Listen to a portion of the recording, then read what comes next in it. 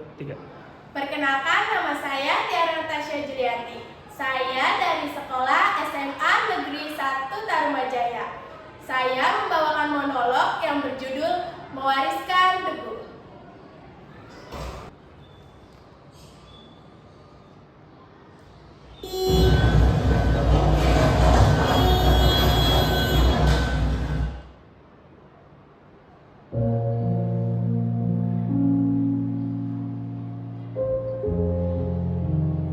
Kalian pernah mencium bau hujan? Bukan bau aspal basah, bukan bau debu yang terangkat dari semen, tapi bau tanah yang benar-benar bernapas.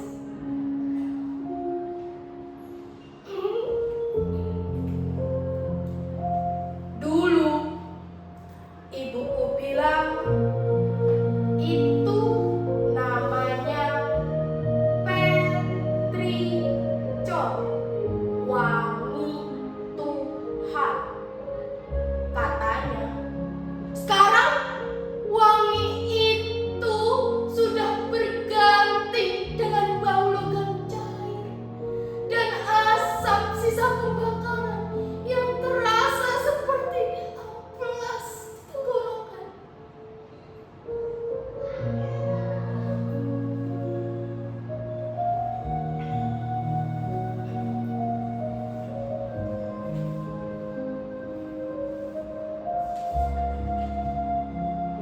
Aku menemukan catatan kakek.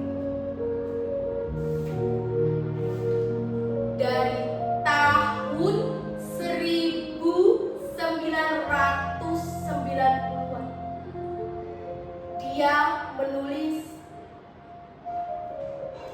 "Hari ini aku mandi di sungai di belakang rumah. Airnya begitu bening sampai aku bisa melihat warna batu di dasarnya. Coba lakukan itu sekarang. Jangankan melihat batu, melihat tanganmu sendiri di dalam air sungai itu saja, kau tidak akan bisa. Airnya sepekat kopi dan rasanya seperti racun tikus. Mereka menyebutnya kemajuan. Aku menyebutnya pembunuhan berencana."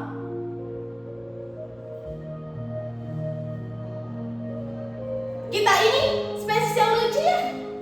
Kita berteriak "selamatkan bumi" di media sosial sambil menggenggam kopi dalam gelas plastik yang akan berada di perut penyu 100 tahun lagi. Kita memakai kaos katun organik yang dibuat dari ribuan galon air dari desa-desa yang kekeringan. Apa yang kita selamatkan? Bumi? Hah? Bumi tidak butuh diselamatkan. Bumi sudah ada miliaran tahun sebelum kita merangkak keluar dari lumpur. Bumi sudah melewati zaman es, tabrakan meteor, dan pergeseran benua. Bumi akan baik-baik saja. Bumi hanya akan mengguncangkan tubuhnya sedikit melalui gempa, memuntahkan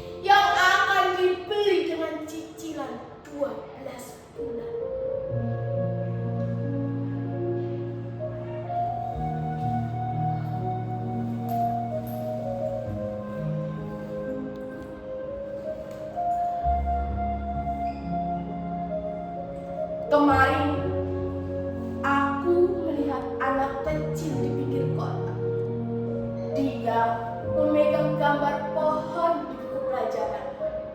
Dia bertanya kepada ibunya, "Bu, kenapa pohon di gambar ini punya daun warna hijau?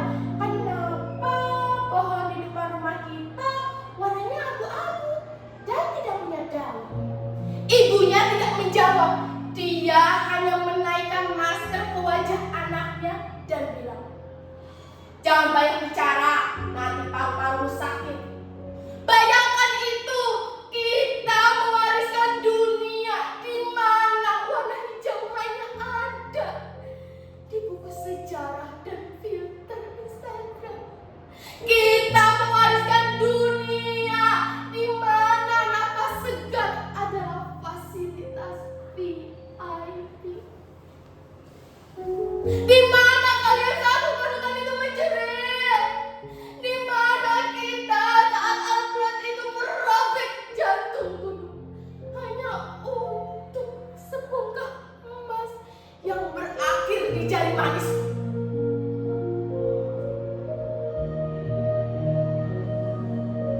Kita sibuk memilih model ponsel terbaru yang baterainya dibuat dari tanah, hasil merusak tanah di tempat tinggal kita sendiri.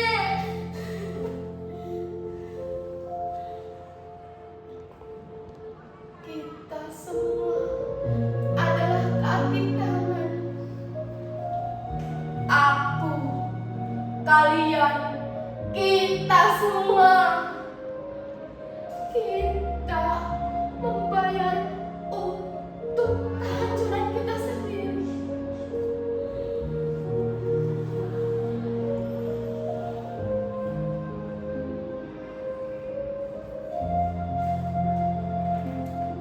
Katanya waktu terbaik untuk menanam pohon itu 20 tahun yang lalu. Waktu terbaik kedua adalah sekarang.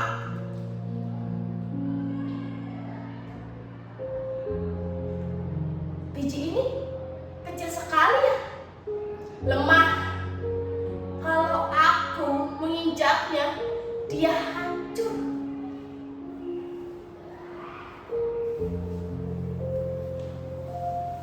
Tapi di dalam sini ada sebuah janji. Janji tentang keteduhan, tentang oksigen, tentang rumah bagi burung-burung yang sudah lama kehilangan arah.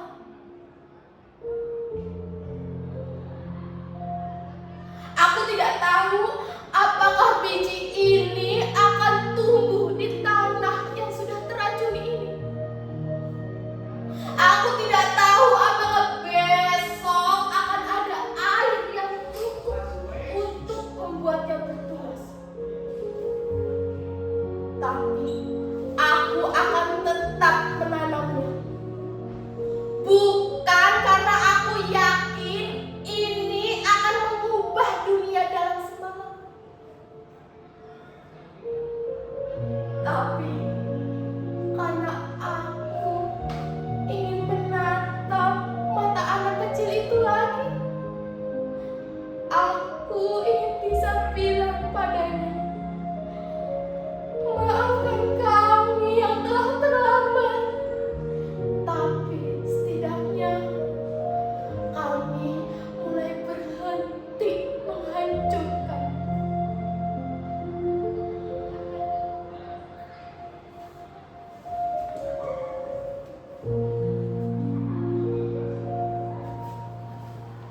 Alam tidak bicara dengan kata-kata. Dia bicara dengan bencana. Dia bicara dengan keindahan. Selama ini kita menutup telinga saat dia menjerit. Sekarang pilihannya sederhana. Teruslah menjadi tuli sampai air laut